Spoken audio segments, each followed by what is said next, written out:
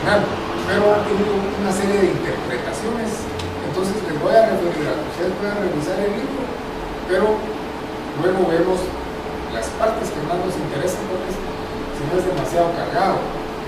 Entonces, y especialmente revisaremos las interpretaciones que han hecho los autores latinoamericanos, especialmente el aporte de Omar Guerrero, que ha sido determinante en el conocimiento neuronal y el desarrollo que se tiene actualmente en el mundo, digamos, en lo que es la administración pública, y en el caso de América Latina, cómo se ha ido desarrollando el estudio. Aparte de eso, hay otros autores como Henry Fayol, ahí está también Elton Mayo y otros que no nos va a dar tiempo de entrarlos, pero los vamos a tener como referencia, que han sido autores que han estado más en la óptica de desarrollar la administración de empresas, ¿verdad? Por ejemplo, Fayol y Elton Mayo pues, trabajan algunos postulados teóricos de lo que es la administración en el campo de la industria, especialmente la industria eléctrica de las fábricas. Y Bonante está más orientado a crear postulados y principios del desarrollo de la administración pública y su vinculación con el Estado. También estaremos haciendo trabajo de investigación vía internet por parte de ustedes sobre estos temas, una conferencia en línea, y aquí aparece un ensayo. Aquí aparece un ensayo, o sea, de que nos interesa que ustedes hagan una interpretación de lo que es la administración pública como ciencia y qué se diferencia, en qué se parecen, qué similitudes con la administración, especialmente comparando el libro de Taylor y el libro de Brown. Si va habiendo algunas dudas, las podemos ir una vez platicando, porque estamos revisando acá el programa. Bueno, ahí estamos situados. En lo anterior estamos en los clásicos, estamos hablando del siglo XVIII, parte del siglo XIX, pero cuando llegamos al siglo XX, entonces nos interesa especialmente revisar, en el caso de América Latina, esto que se llama Administración para el Desarrollo, que surge justamente después de la Segunda Guerra Mundial, cuando se organizan Naciones Unidas. Cuando se organizan Naciones Unidas, entonces surge una estrategia continental de la contribución de Naciones Unidas, y especialmente de Estados Unidos, hacia el modelo de desarrollo para América Latina. Estamos hablando del modelo de desarrollo comunista. Adelante, para la atención de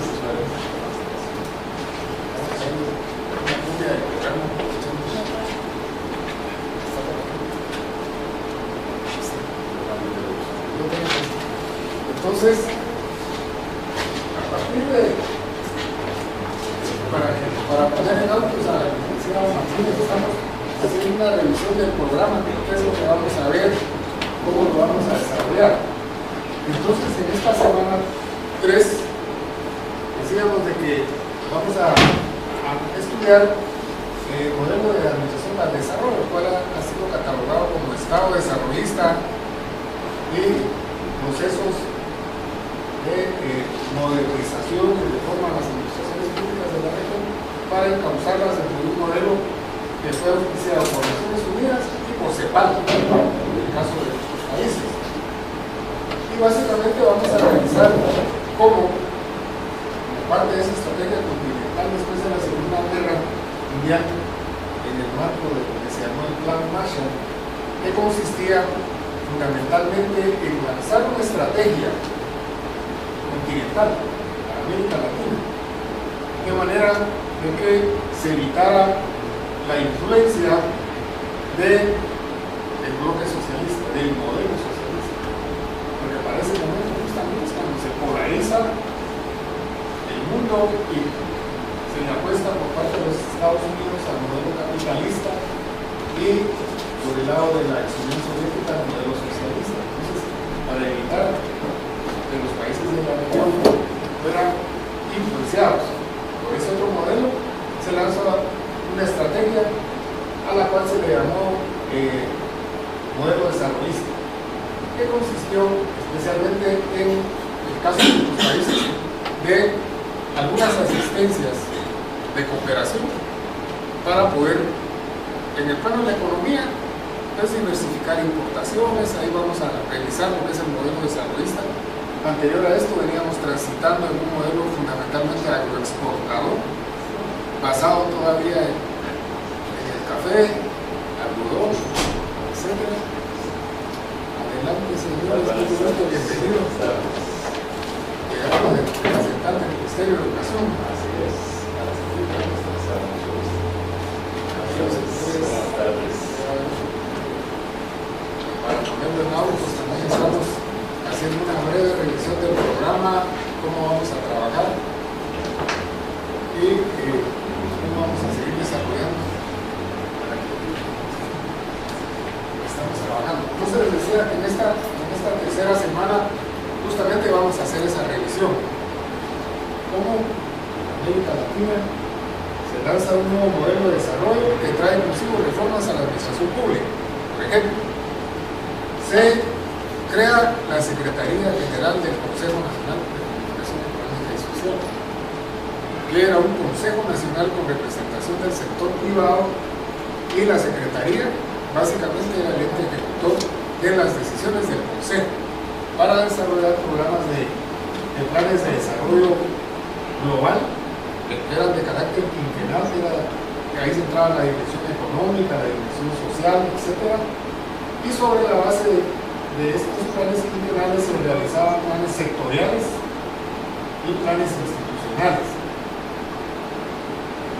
Otra de las reformas, como vamos a ver cuando tenemos esta unidad, es haber creado el presupuesto por programas, lo que es ahora la DTP. O sea, paralelamente a que se crea la SEGEPLAN, se instala el presupuesto por programas como parte del Ministerio de Finanzas en la Dirección Técnica del Presupuesto, porque anterior a eso no se trabajaba por programas. Entonces la planificación era de carácter sectorial y se definieron 14 sectores y crearon un manual de planificación y programación presupuestaria para que las instituciones del Estado pudieran hacer su programación presupuestaria sectorialmente. Entonces, por ejemplo, en el caso de salud, el Ministerio de Salud como cabeza de sector, y ahí entraba el ICS, y los hospitales, los sanatorios privados, o sea, todos los sectores estaban agrupados ahí. En el caso de educación, el Ministerio como cabeza de sector, y entraban otros sectores, incluyendo la Universidad de San Carlos, y colegios privados, etcétera, para poder realizar una planificación sectorial. Eso es lo que tienen esas reformas. Y otras reformas, como justamente se creó el primer programa de desarrollo administrativo del PRODASTRE, era la desarrollante del INAD, posteriormente se creó el INAD, ya en el marco de la Administración para el Desarrollo, con Pepe Monsanto, que todavía anda por ahí. Y luego, eso fue el excelente que se dio para crear el INAD. Justamente estaba revisando el día de ayer un estudio que se hizo en el INAP de 2000 sobre la historia del INAP, donde Jorge Pérez es el prólogo. Entonces, te recordás, el tiempo urbano. Yo creo que ahí se trató de hablar de todo este proceso, justamente. Pero, digamos, eso se da en ese contexto de la administración de las desarrollos. El papel que juega la CEPAL dentro de ese proceso del modelo desarrollista de los años 60, 70 y al final de los 80 es cuando ese modelo entra en crisis y se quiebra por las razones que vamos a ver más adelante, que tienen que ver con la caída del muro de Berlín, los grandes acuerdos entre las potencias, etc. Pero especialmente el papel que jugó CEPAL, y esto es muy importante porque fíjense que justamente durante este proceso de los años 60, 70 y parte de los 80 es cuando se da el conflicto armado interno en Guatemala. Pero paradójicamente, el Estado y la administración pública tenían un papel social, y eso lo conversábamos, el papel de promotor del desarrollo, donde el Estado era interventor. Si iban a haber precios tope, inmediatamente en el Congreso de la República se tomaban decisiones para pagar, digamos, aumentos arbitrarios, por decirlo así. La CEPAL, digamos, empezó a hacer asistencias para transferir un modelo keynesiano, dicen algunos, pero lo cierto es que era un modelo no estructuralista, que como telón de fondo tenía un síntoma medio marxista, ¿no? Porque era un Estado, digamos, intervencionistas, ¿verdad? Y todavía, porque fíjense, ¿saben quién estaba en CEPAL en ese momento? Estaba de Rosenthal y Raúl Prebisch, ¿verdad? Que eran los grandes teóricos. Centro-periferia. Hay un libro de Prebisch que se llama Centro-Periferia, o Capitalismo Periférico, y detrás de eso estaba acá en Rosenthal, guatemalteco, ahí en CEPAL. Y todavía Rosenthal escribió un trabajo en el año 89 sobre hacia dónde va el Estado latinoamericano. Entonces él ahí todavía tenía un pensamiento, digamos, desarrollista, estructuralista, que dice, el Estado tiene que tener un papel fundamental en el desarrollo, debe controlar las funciones estratégicas, los servicios estratégicos de energía eléctrica, de controlar las telefónicas, debe tener empresa pública, etc. Posteriormente ya cambió un poquito esto, es lógico, pero eso es lo que vamos a revisar. Ese tipo de temas son los que está orientado esta semana para que revisemos. Para el efecto vamos a proveerles un par de documentos que ya tenemos sobre la Administración para el Desarrollo y el Estado desarrollista, y también a la luz de esa lectura ustedes van a tener que leer esto y también bajar dos documentos como parte de la investigación propia de ustedes en las páginas web. Ya comentábamos de que nosotros les proveemos de la bibliografía básica, pero tiene que haber un esfuerzo investigativo de completar y de hacer este tipo de trabajo de investigación bibliográfica y documental. Hay un documento que se llama de Naciones Unidas, es una resolución de la Asamblea, que tiene que ver justamente de ese modelo que se traslada a América Latina, que todavía está en la web, todavía está la referencia. Esa información nos la dio Pepe Monsanto, porque él para ese tiempo, así que ya estaba vivo, ya estaba trabajando en todos estos temas.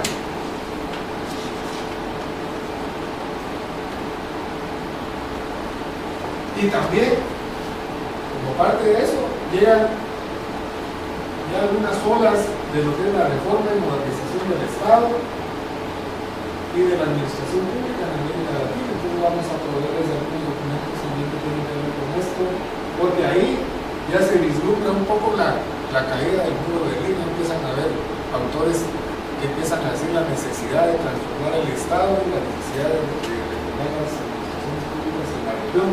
Justamente aquí en UNAP, en el año 88-89, se empezaron a trabajar esos temas en el primer Congreso de Administración Pública, y luego en el segundo y en el tercer Congreso. Y hay algunos trabajos por ahí que se hicieron en el INAP como parte también de la influencia del Centro Latinoamericano de la Administración para el Desarrollo, donde ya se vislumbraba este tipo de procesos. Y luego, para rematar la cuarta y última semana, estaríamos trabajando este tema, que es el